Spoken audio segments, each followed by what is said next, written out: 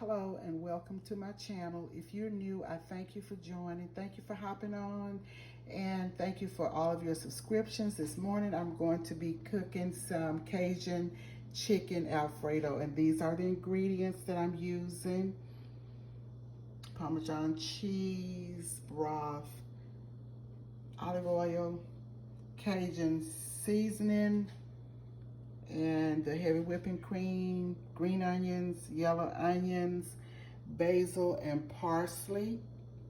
And I have the paprika, Cajun, cayenne pepper, garlic powder, and sea salt mixture here.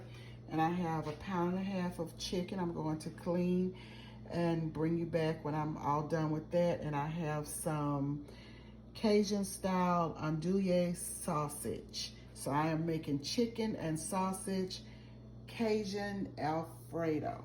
So I'll come right back when I get everything together. Hi, I'm back, and I'm here to show you the meat that I'm searing for the Cajun Alfredo. And I'm cooking it 4 minutes on one side and 4 on the other. My heat is at medium high. This is the chicken, and this is the andouille sausage that I will put in after I get the chicken out. And then I'll come right back.